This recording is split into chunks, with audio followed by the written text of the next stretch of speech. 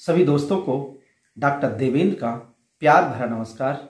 दोस्तों, आज मैं फिर एक बार आपके समक्ष एक नए वीडियो के साथ मैं आपके मध्य उपस्थित हुआ हूं। लंबे अरसे के बाद लगभग 8 माह व्यतीत हो गए और मेरा कोई वीडियो नहीं बन पाया। उसके लिए मैं क्षमा प्रार्थी हूं, क्षमा चाहता हूं।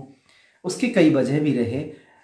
मुख्य रूप से वजह तो ये था कि मैं पूर्व जो मेरा कार्यक्षेत्र था कमला नेहरू स्नातकोत्तर महाविद्यालय तेजगांव रायबरेली से स्थानांतरित होकर के मैं अपने गृह जनपद श्री वार्ष्णेय महाविद्यालय अलीगढ़ में उपस्थित हुआ हूं।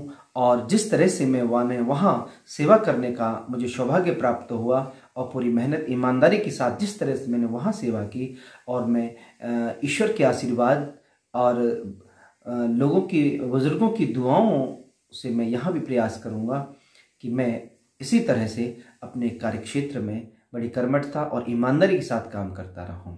खैर, देर न करते हुए हम अपने विषय पर आते हैं कि आज मैं आपको छंदों का परिचय, छंद का लक्षण और उसका उदाहरण पर आज हम चर्चा करने वाले हैं। छंद क्या है, छंद किसे कहते हैं, छंद कितने प्रकार की होती हैं, तो इन सब बातों को लेकर के हम चर्चा शुरू करेंगे। तो चलिए समय हम व्यतीत न करते हुए शुरू करते हैं अपना ये छंदों का सामान्य परिचय। छंदों का सामान्य परिचय, लक्षण एवं परिभाषा। छंद शब्द भुआदिगढ़ की चादी धातु से नपुंसक लिंग में छंद शब्द बनता है, जिसका शाब्दिक अर्थ है पद्य, अभिलाषा, वेद और स्वच्छंदता। यहाँ दोस्तों देखा जाए तो छंद का एक सामान्य अर्थ भी है कि ऐसी कवि की रचना, ऐसा कवि का गीत जो कि नियमों में बंधा हुआ हो, मात्राओं से युक्त हो और यति और विराम की जिसमें व्यवस्था हो। वैसे तो कवि की रचना गद्य पद्य होती है, लेकिन जो गीत होता है, जो पद्य है, वो नियमों से बंधी हुई हो, जिसमें यति और विराम और मात्राओं की गणना, वर्णों की गणना एक निश्चित क्रम में हो, वो छंद कहलाता है। परिभाषा के विषय में लिखा है, वाक्य जब मात्रा, वर्ण, यति आदि नियमों से युक्त होकर आह्लादकता उत्पन्न करता है, तब वह पद्य या छंद कहलाता है। जैसा कि अभी हम बात कर रहे थे कि जो छंद है वो क्या होना चाहिए, मात्रा, वर्ण, यति यानी कि अल्प विराम आदि नियमों से युक्त होकर के जो क्या उत्पन्न करता है, आह्लादकता। आह्लादकता का मतलब है एक आनंद, है ना। व्यक्ति के हृदय में जो रसिक है, जो सहृदय व्यक्ति है, उसके हृदय में जो आह्लाद, प्रसन्नता उत्पन्न करता है, वो पद्य कहलाता है और वही छंद कहलाता है। कहा गया है छंद पादौ तु वेदस्य, अर्थात वेद भगवान का जो पैर है उसे छंद कहा जाता है। छंद के निरूपक शास्त्र की छंद शास्त्र कहा जाता है। इसके मूर्धन्य आचार्य पिंगल हैं, अतः इन्हीं के नाम पर पिंगल शास्त्र भी कहा जाता है। छंद शास्त्र के अन्य आचार्यों में कालिदास, क्षेमेंद्र, केदार भट्ट एवं गंगादास आदि हैं। तो दोस्तों, छंद पादौ तु वेदस्य, अर्थात छंद वेद का पैर है। मतलब कि इसी का आधार बना करके जैसे शरीर में पैरों की भूमिका होती है, उसी तरह से हमारे काव्य में छंद की भूमिका होती है। बिना छंद के कोई भी काव्य, गीत काव्य गतिमान नहीं हो सकता है। और इसके जो आचार्य हैं वो आचार्य पिंगल हैं, और इन्हीं के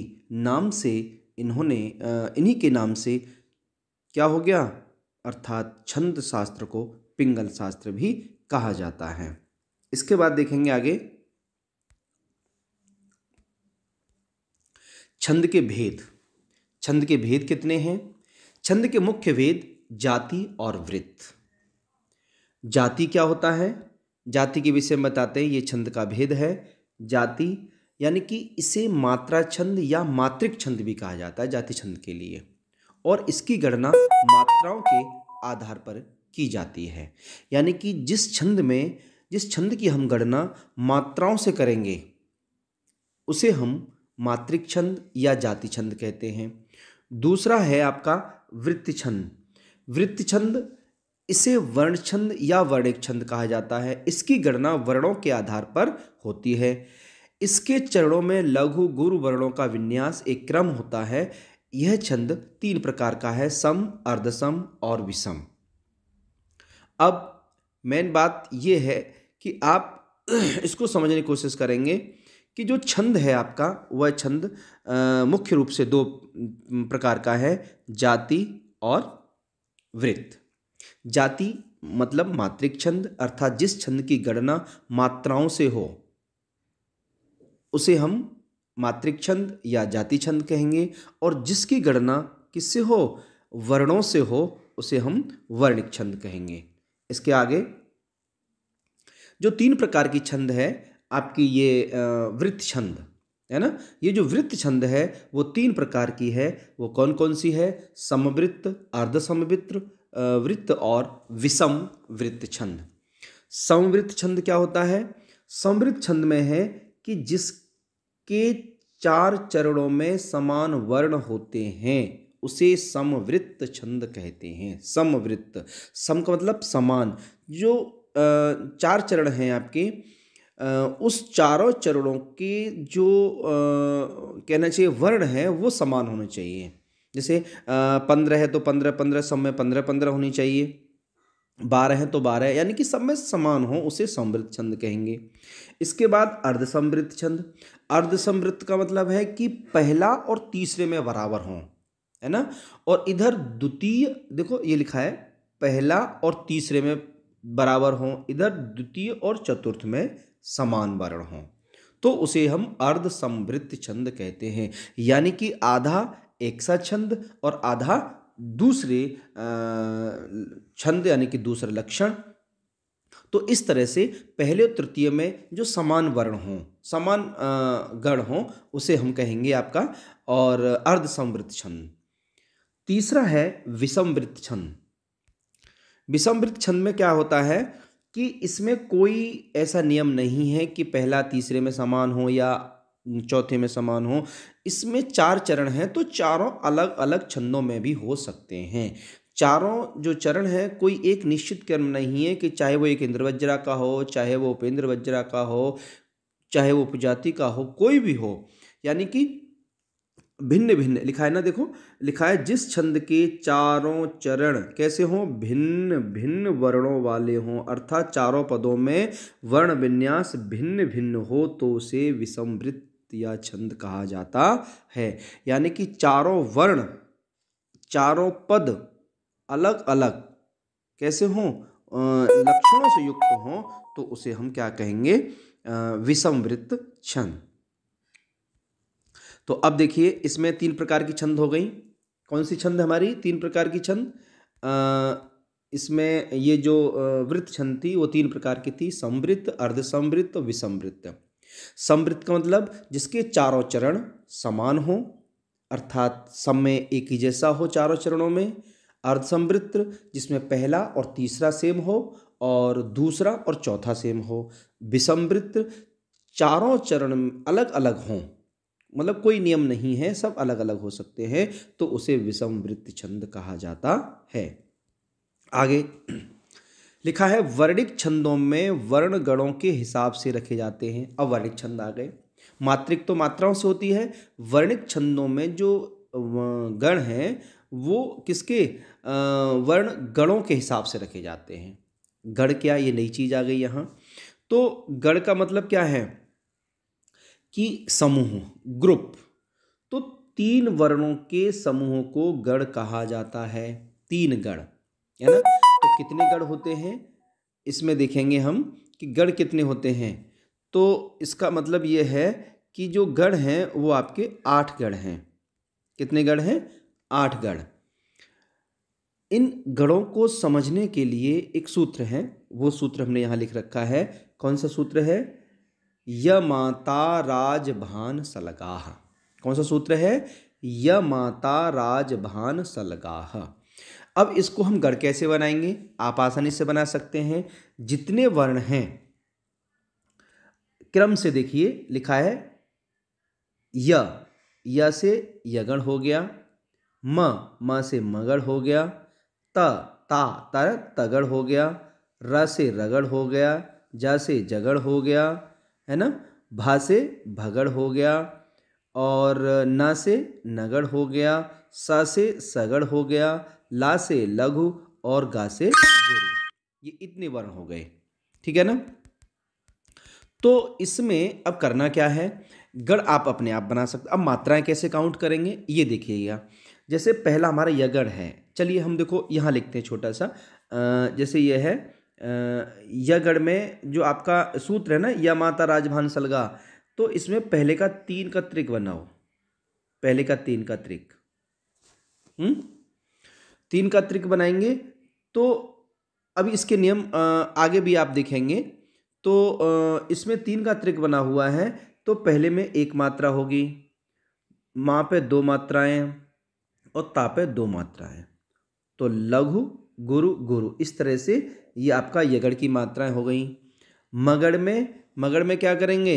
यानी कि मगड़ में हम आगे 3 काउंट करेंगे। मातारा, मातारा का मतलब मातारा, तीनों क्या हो गए? तीनों आपके गुरु हो गए। इस तरह से सारे गढ़ों का हम निर्माण कर लेंगे, सारे गढ़ बन जाएंगे। रा से राजभा, यानी कि ये 3 हो गए, है ना। और न से भा से भा न स, न से न स ल, और स से सलगाह। तो इस तरह से ये आप गढ़ बना सकते हैं, मात्राएं लगा सकते हैं। इसके बाद ला से लघु होता है, ग से गुरु होता है। तो ये आपका इस तरह से आगे देखते हैं। लेकिन गणना कैसे करेंगे? ह्रस्व और दीर्घ मात्राओं की गणना। एक समस्या आ रही थी आपको कि इसमें हमने मात्राएं कैसे लगाएंगे। इसमें या माता राजभान सलगा, इसमें मात्राएं, तो मात्रा लगाने के लिए अगर अभी समझ में ना आ रहा हो तो मात्राएं हम कैसे लगाएंगे? देखो इसमें यहाँ स्पष्ट है, ह्रस्व और दीर्घ मात्राओं की गणना। ध्यान से सुनिए। तो लिखा है नंबर 1, ह्रस्व स्वर में क्या लिखा है? ह्रस्व स्वर में 1 मात्रा, दीर्घ स्वर में 2 मात्राएं होती हैं। ये जान लीजिए। यानी कि ह्रस्व स्वर है जैसे क, की, कु, इनमें 1, का, की, ये आदि में 2 मात्राएं होंगी, ठीक है ना।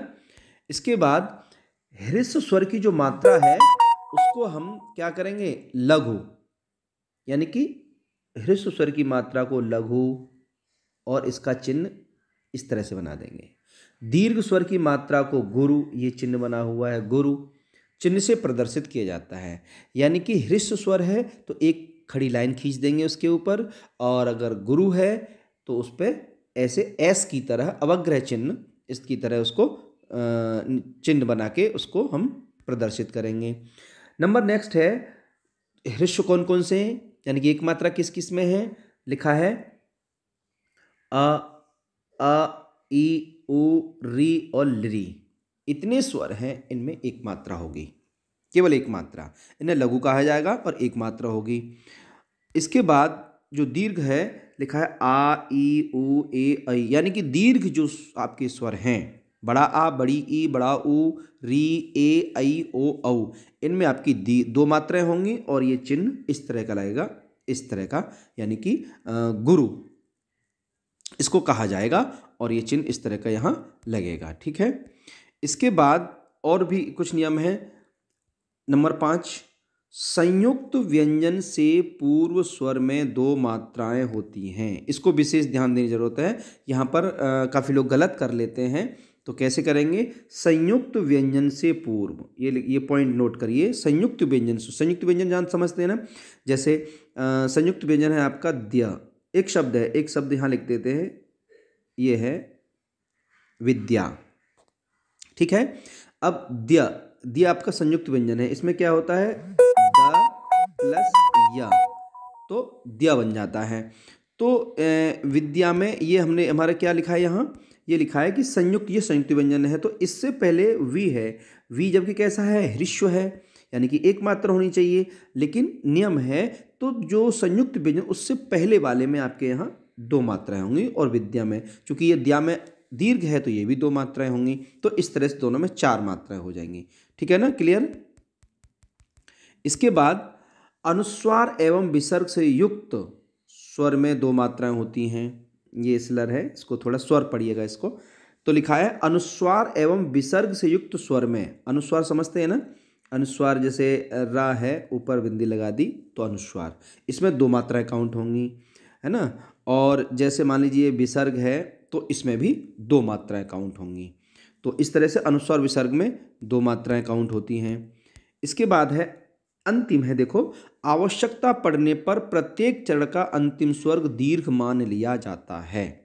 जैसे कोई शब्द लिखा हुआ है और उस वहाँ ह्रस्व हो रहा है, लेकिन हमें आवश्यकता मात्राओं गणना करने के लिए दीर्घ स्वर की मात्रा पड़ रही है, तो हम उसको एक सूत्र है पादांतस्थम विकल्पेन, सूत्र से हम उसको नियम से क्या कर लेंगे, उस नियम से हम उसको दीर्घ मान करके और अपना मात्राओं को पूरा कर लेते हैं। विशेष बात एक और देखने की है कि नोट में लिखा हुआ है कि कभी भी व्यंजन अर्थात हलंत व्यंजन वर्ण पर कोई मात्रा नहीं होगी, यानी कि आधे अक्षर पर, यानी कि हलंत जो आपका व्यंजन है उस पर कोई मात्रा, उसको कोई कुछ भी काउंट नहीं किया जाएगा। इसके बाद अब देखते हैं हम आर्या छंद का लक्षण। आर्या छंद का लक्षण है, पहला देखिए, सबसे पहली छंद है आर्या छंद। लक्षण है यस्याह पादे प्रथमे द्वादश मात्रस्तथा तृतीय अपि अष्टादश द्वितीय चतुर्थ के पंचदश सार्या।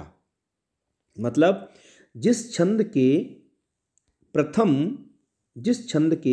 प्रथम और तृतीय चरण में कितनी मात्राएं, 12-12, यानी कि प्रथम और तृतीय इन दोनों में कितनी मात्रा होंगी, 12-12।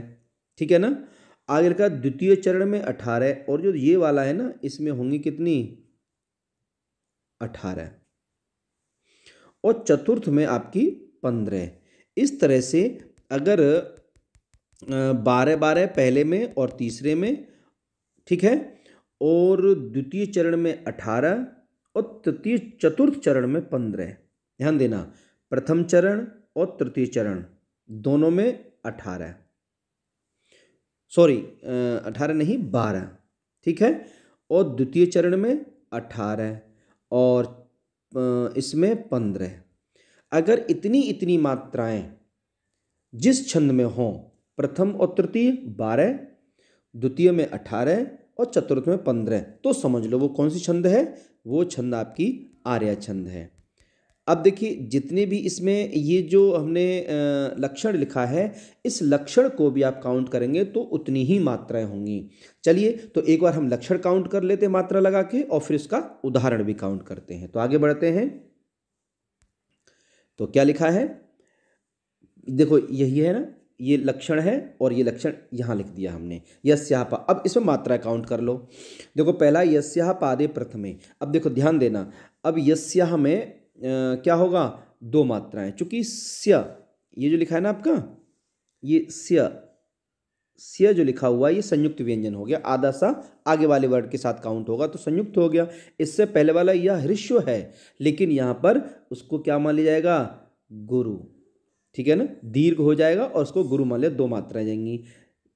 याह में दो मात्राएं हैं, पा दो मात्राएं है ना, यानी कि गुरु, दे गुरु, प्र देखो प्र संयुक्त व्यंजन है, ठीक है ना, लेकिन अपने आप में ह्रस्व है तो यानी कि लघु हो जाएगा, एक मात्रा होगी। इससे पहले वाला द जो है इसमें दो मात्राएं ऑलरेडी दो हैं, तो हमें दो ही मात्रा काउंट होंगी। थ में एक और मे में दो। ध्यान से एक बार और देख ले उसको, मात्रा कैसे काउंट करेंगे, गड़बड़ नहीं होनी चाहिए एक भी। दोबारा देखिए, तो अब काउंट कर लीजिए इनको, 2 4, यानी कि 2 4 6 8 10 और 12 मात्रा हो गई। इसी तरह से दूसरे में देखिए 18 मात्राएं, इनको अपने आप काउंट करके देखिए। तो इसमें देखो द्वा दो हो गई, द एक श एक माँ माँ पे 2 मात्राएं, त्र, अब देखो त्र पर 2 हैं, जबकि त्र तो आपको लग रहा होगा कि ये त्र जो लिखा है ना, ये त्र लग रहा होगा आपको ह्रस्व है, लेकिन ये संयुक्त व्यंजन है ना, स त, आधा सा और त संयुक्त हो गया। इससे पहले वाले में आपको नियम जो हमारा था कि संयुक्त व्यंजन से पूर्व वाले वर्ण में 2 मात्राएं होंगी, तो ये पूर्व वर्ण है तो त्र में 2 हो गई। ता एक अकेला रहेगा, चूंकि वो ऑलरेडी ह्रस्व है तो एक मात्रा लघु हो गया। था गुरु हो गया। त्रि, देखो त्रि ध्यान देना कि त्रि आपका संयुक्त व्यंजन नहीं है, ये री यानी कि स्वर है, तो स्वर है और ह्रस्व है तो एक मात्रा हो गई। ती में 2, ये में 2 और प में छोटी की मात्रा है तो एक होगी, लेकिन इसमें एक होगी, बट वो जो हमने जो अभी पादांत स्तंभ विकल्प में जो नियम था है ना, उससे क्या हो जाएगा, 2 मात्राएं हो जाएंगी उसमें नियम से, चूंकि हमारी 18 नहीं होंगी तो अंतिम मान लिया तो 18 मात्राएं हो गई, ठीक है ना। इस तरह से ये आप मात्राएं हैं और एक एक मात्रा आप लगा के खुद इसको प्रैक्टिस करेंगे और देखेंगे, ठीक है ना। इसके बाद इसका जो उदाहरण है उसको भी देखिए, इसको आप उदाहरण लिख लीजिए, लेकिन आप इस उदाहरण को, ये उदाहरण है, इसमें खुद मात्राएं आप लगाइए, प्रयास करिए और मुझे कमेंट में बताइए कि क्या आपकी ये मात्राएं सही जा रही हैं। अगर सही नहीं जा रही हैं तो फिर हम दोबारा दूसरा वीडियो बताएंगे, कमेंट में आपको उसका रिप्लाई भी देंगे कि ये मात्रा आपकी क्यों सही नहीं जा रही है। और ये उदाहरण है शुद्धांत दुर्लभमिदं बपुराश्रम वासिनो यदि जनस्य दूरी कृता खलु गणैरुद्धनलता वनलता भी। हमने इसको मात्राएं, एक एक चरण की मात्राएं काउंट करके लगाई हैं और अब मैं उम्मीद करता हूं कि आप केवल श्लोक लिखेंगे श्लोक लिखेंगे, इनकी मात्राएं खुद लगाइए। अगर कहीं भी कोई प्रॉब्लम आती है तो मुझे कमेंट कर बताइए और इसका ये आंसर इसमें दिया हुआ है, कौन सी मात्रा कहाँ समझ में नहीं आ रही है इसको आप मुझे बताइएगा। तो तब तक अगर मैं उम्मीद करता हूँ कि समझ में आया होगा। अगर ये नहीं आता है तो मुझे अगले वीडियो में बताइए, कमेंट करिए, तो मैं आपको अगले वीडियो में आपको सारी समस्याएं दूर करूँगा। थैंक यू, धन्यवाद।